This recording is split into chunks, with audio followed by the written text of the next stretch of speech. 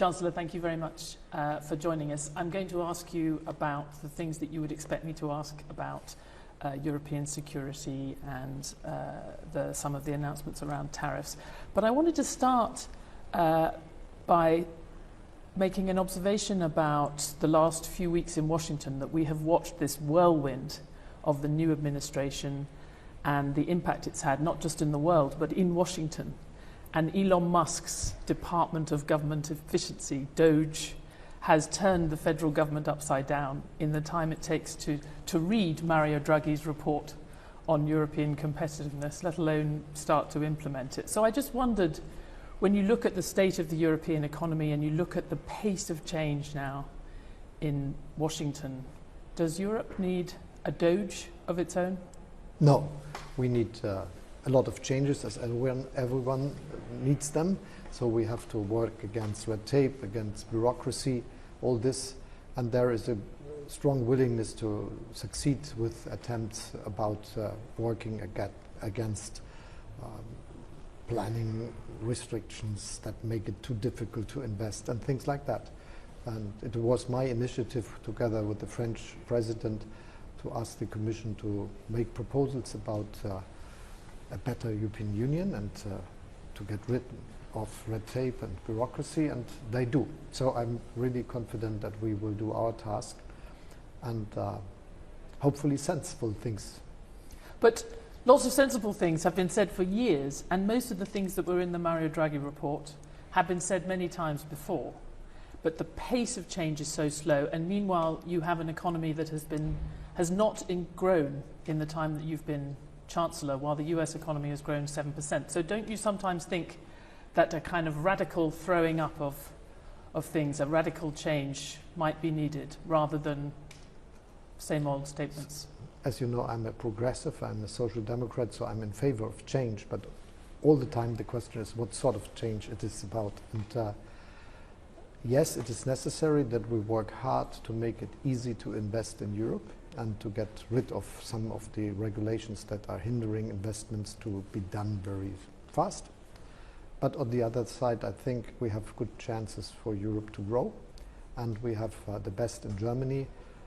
Yes, it is true that we faced a really heavy storm after the Russian aggression against Ukraine and all the consequences it had for the energy supply to Germany, for prices and many other things, but we are now behind all the biggest difficulties. Inflation is down again, and this will also help investments, especially when it comes to housing. So I'm quite confident that with some extra activities we will have a chance to speed up growth. One of the proposals I make will be very similar to things you are used to in the United States. So it is about a tax credit which you get for investments in Germany, easily to be handled, and something that will boost investment. But if you're a German voter, how can you expect change to come out of this election? If you think of the possible range of outcomes, when you look at the scale of the problems and the stagnation in Europe, do you understand the people who think we need radical change and we're not going to get it from any coalition that comes out of this election? I think there will be a good chance for better growth when you vote for Social Democratic Party in Germany. So this is my proposal. Others will do a different one, but there is always... There hasn't been any since you became Chancellor. We had a crisis. There is a war. I was not the one that started the aggression against Ukraine. It's Putin. And we worked against him and his aggression. We supported Ukraine. We increased our spending for defense, and we organized our economy in a way that it was able to live with all these radical changes that came to us. So now we are at a good starting point. Coming back to the European Union, I'd say the biggest thing we have to achieve is to develop the Capital Markets Union, which has to come from a question of finance ministers to a question of leaders, because it is obvious also when you look at the Draghi report that this is the main question for better growth in Europe. And so we have to do it and not to speak just about it. And will there be meaningful progress on that in the next few months? Sure. Or are we talking I a year? spoke to many, and also that this is a leadership question. And this means that many have to be ready to accept that not all these small advantages of the one country and the other country could continue. It is better to have a capital market in Europe that is ready to finance growth of companies from the equity market. And that's what we are having to do. And that's the big difference between the United States and Europe, though we have even more money for investment in Europe. Donald Trump does seem to be, President Trump seems to be in a hurry to put tariffs on European cars. Should the European Union be, it might happen as soon as April, should the European Union be cutting their tariffs in advance of that to avoid that? First, I have to admit that I'm in favor of free trade.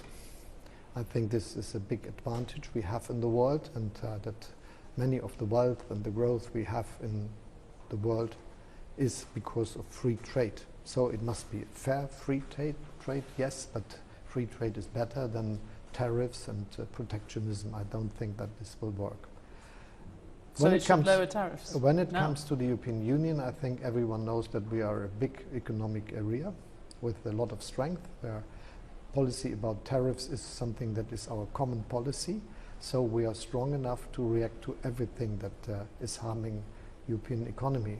But we should react always, but in a way that is always offering the chance for an agreement, because it's better for all parties involved, especially on both sides of the Atlantic. But is the European Union considering cutting tariffs before any announcement on cars? We invite the United States to discuss with the responsible authorities about what we can do for a better progress that serves all of us. There is a willingness, and so I'm sure it's better if we agree to something that helps all of us, and it is good to know that Europe is strong enough to act and to react. You talk about it being a common project, but Donald Trump has made clear that he wants to do reciprocal tariffs. He doesn't want a WTO approach where all the rules are on the same countries.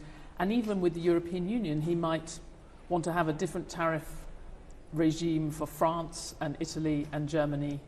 What would you do then? The European Union is a unified economy and has... but there's nothing to stop the US doing that. But it has common tariffs, and we act together, and we will stick together, which I think is also important.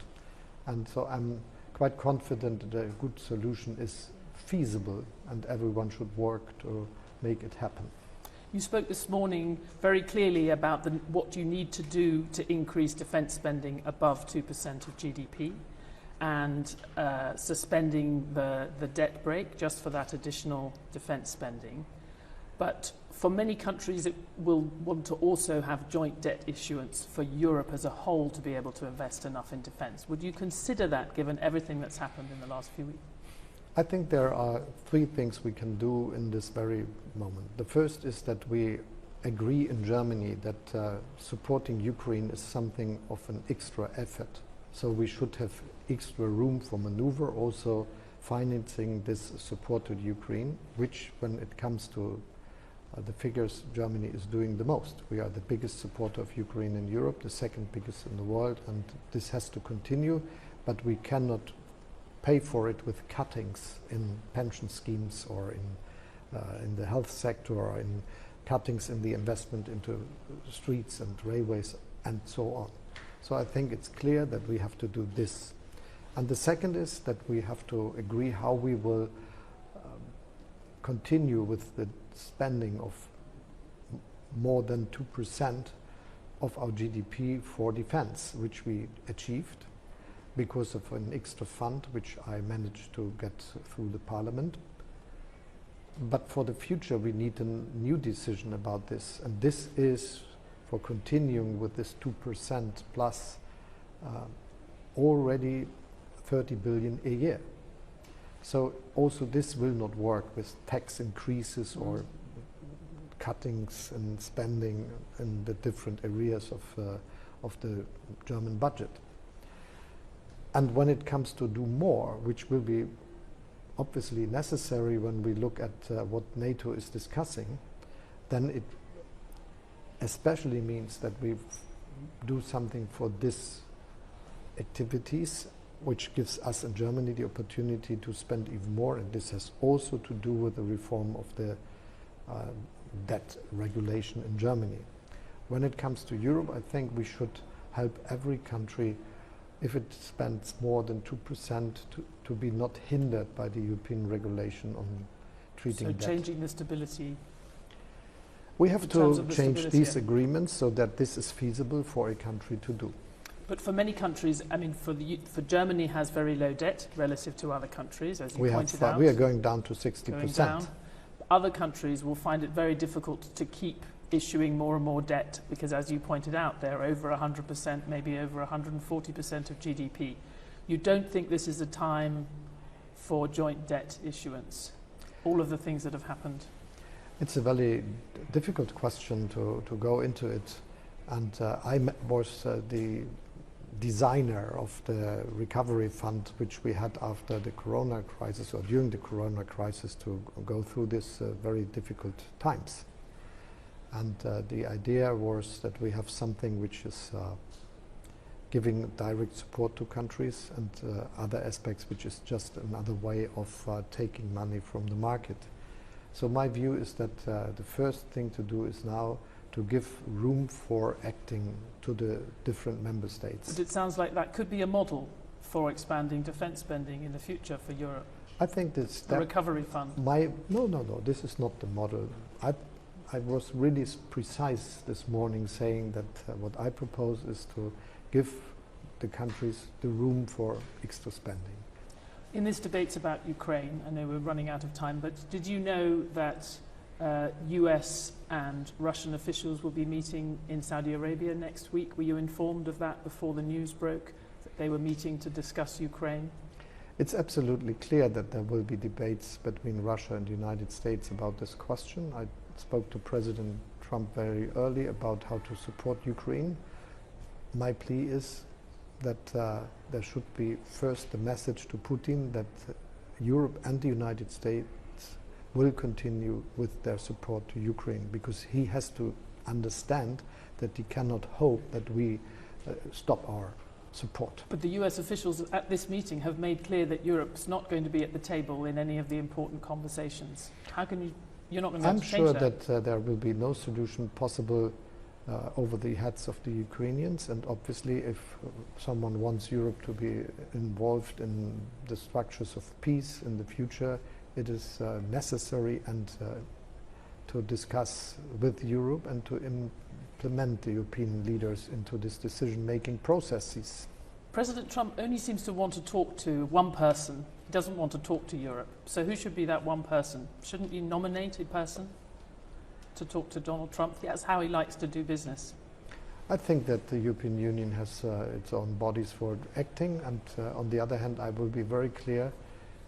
It is Europe that spends even more as the United States in the support of Ukraine, and this is the basis for saying that everyone should count with us. When we spoke a few years ago, we were talking about this before we started, that when it seemed very unlikely in an election campaign where it seemed very unlikely that you would end up as Chancellor, and then you were proved right and the doubters were wrong. Do you have a rabbit up your sleeve for the next week? Because the polls, you started off far behind and they have not got any better. I'm sure that will happen again. A rabbit? It will happen again that the Social Democratic Party and myself will get the vote from the people to continue with leading the government, as it was the case 3 years ago. What is your evidence for that, Chancellor?